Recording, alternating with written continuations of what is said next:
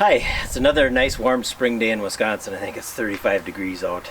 So last year when COVID hit, we went to the local, Menards, Fleet Farm, wherever, and looked for some charcoal to do some grilling, and couldn't find any charcoal. And it was kind of goofy, so we looked it up on YouTube, and guess what? You can make charcoal. Making charcoal is really simple. What we do is we have a small barrel. I think that this is a 15-gallon barrel. We've done this quite a few times, so it looks kind of cruddy. So we fill this up with our hardwood. Usually I'll use hickory or oak or cherry or maple, whatever we have available kind of. We'll fill this with hardwood. We like the sticks to be this size, this diameter, if you want to say, this dimension is real good. That's about right. You don't want them too much bigger or they won't burn as even. You won't get as good of a burn inside of this when you get done. A lot of times you'll sort through it and you'll throw a couple of pieces out that don't burn enough. So we'll fill this barrel full of wood and you pack it in as tight as you can get it. So I've got a chainsaw and an axe there, and we'll cut all these pieces to get it to fit as tight as you can get it right to the top. And then we put this lid on the top and I screw it down, and then this gets tipped over and put inside of our next barrel. So we'll get this part done and then we'll show you what we do after that.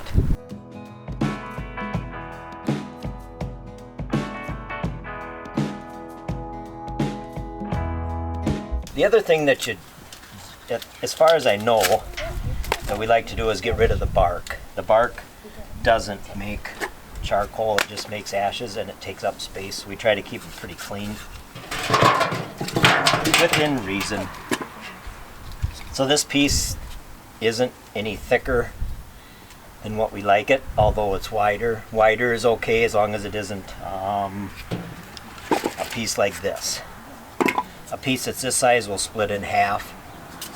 This one's shorter. We need short ones to fill the top of it here, but as long as they aren't any thicker than this, they'll make real good charcoal.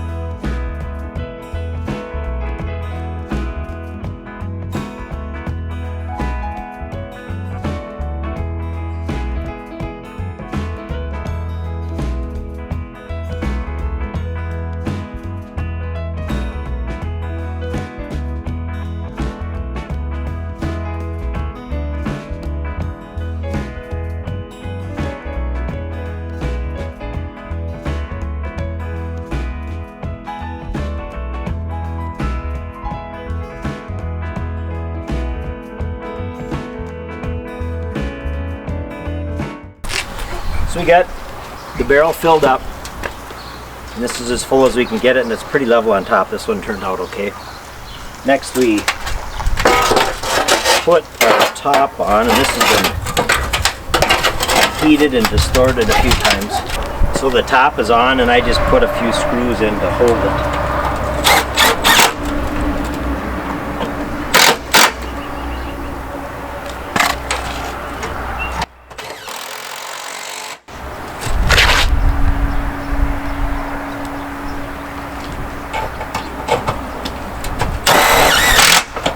Just to hold that on while we tip it back into the other barrel. So next, this barrel goes into this one. This barrel we drilled, this is a 50-gallon barrel. This barrel has some 1 inch or 1.5 inch holes drilled in it. I think we usually get a lot of smoke out of this, and I think what I need to do is put a few more holes in this to vent it. So there is 8 holes in this around the bottom of the barrel.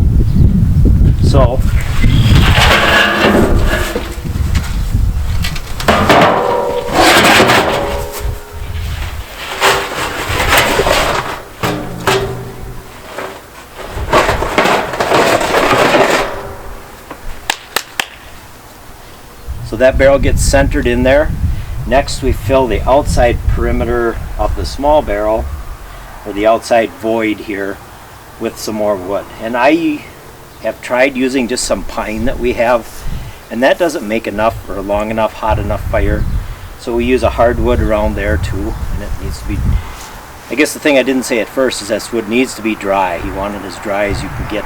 I'll put some kindling in first, so that'll be in the bottom, and then we can light that. I've lit the top and I've lit the bottom. It doesn't seem to matter too much, but we'll light the top and we'll light the bottom a little bit when we put our smokestack on. So we'll fill this void up next, and that takes quite a bit of wood too.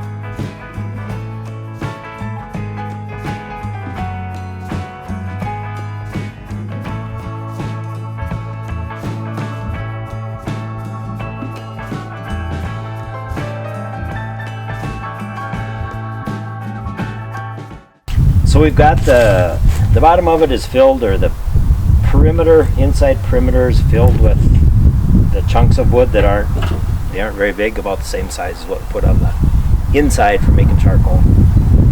Put some kindling on top. I'll start this fire here, and then I'll start a fire down on this hole down here where we have some other kindling. So this lid will go on top, and we'll get this settled down so this should get kind of tight here, so most of the exhaust will come out at the top here. It'll smoke for a while till it gets a decent flame going, and this will burn for about 2.5 hours, and then I'll pick this off with a shovel just to check and see that it's mostly burnt up in here, and then I'll cover it with a tight lid, and we'll cover all these holes up around the bottom so that it can't get any air, so we snuff it out so that it stops burning completely, and then the rest of the wood will burn a little bit that's inside the inner barrel, and that'll get our charcoal. And we will check this tomorrow. Usually it takes a good 24 hours before you can check it. You don't want any heat here at all, or otherwise when you open up that inside barrel it'll start to burn again once you introduce air to it a second time. And then your charcoal burns up really quick. Been there, done it. You did all that work and then you burned up the charcoal in another hour and it's all gone. Anyway, we will go through it and check that, and we'll film it a little bit when we check that inside one to show you what it is, and we'll show you how much we get out of there when we're done.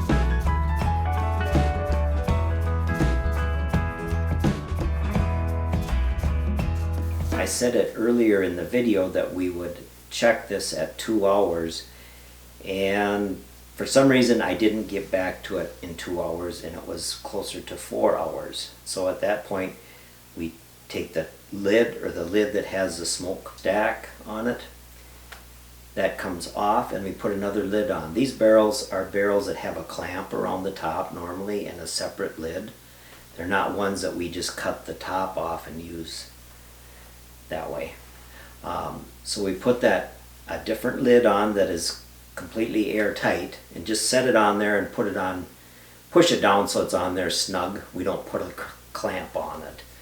And then we put sand or dirt, whatever is non-combustible, around the bottom holes, and kind of tamp that on there to make sure that they're all tight. And then we leave that set. After that's set for about a day, we'll take the top off and pull that inside barrel out. On this one, when we took that top off, there was still some wood that's the outside, your burning wood, that was still good enough for charcoal there. So sometimes you'll gain a little bit there. Remember, we're saving $8 a bag, so this is really important.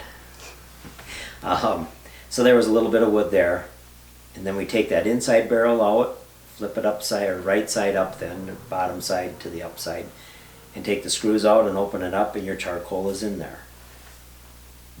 This batch yielded 1.5 oats bags. So I'm sure you all know what an oats bag is. Anyway, it's a bag that would hold 1.5 bushels of oats. It's probably equivalent to 3 bags of charcoal is what we made. 3 15-pound bags. This charcoal, I believe, is a little less dense than what you buy as briquettes.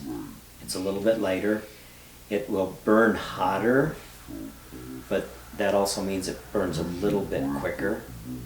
When we use it on the grill, we use about the same amount. We have a chimney that we started in, a charcoal chimney. We don't usually have to add any more of this. It makes very little ash. When we get done burning, there's hardly any ash left from this. It's pretty surprising. So anyway, back to when we take it out of that, you can hear it when you handle it. It sounds like it clinks almost. It's so tenderly dry. I don't know how to say it, but when you break it, it kind of makes a funny sound. It clinks. After we've taken the barrel out and put it into a bag, you could put it into another steel drum. That would be a real good place to do it also. But we'll put that bag over, it used to cover up where cattle would eat. I'll put it in that so it's covered so it doesn't get rain on it, and not so it's next to anything else that's combustible, and leave it there for a day or two. And then after I walked away, I forgot about it, so it'll sit there 4 days. But after that, we try to put it into another steel container if we put it in a building, just to be safe. I did have it one time where if it feels a little bit warm, you shouldn't be taking it out of this container because it'll reignite. And it doesn't seem like it's very warm, but it can reignite pretty easy. I mean, remember, it's charcoal. It's kind of ready to burn almost. So you just want to make sure, and I always feel all of it. I mean, not every individual piece, but I kind of handle it or move it by hand into the bag or into the barrel whenever you're putting it into. When you're done with that, then you're done and you're ready to start again. Last year, I think we made 5 batches of it 1 week. The first week we did it, we figured out how to do it and thought we were scientists, I guess. And we made a batch every other day pretty much with it, and we had enough charcoal to make it through the winter pretty much. So that's making charcoal. If you have any comments or questions, feel free to add those in there when you get done watching it, and remember to hit subscribe. Thanks for watching. Have a great day.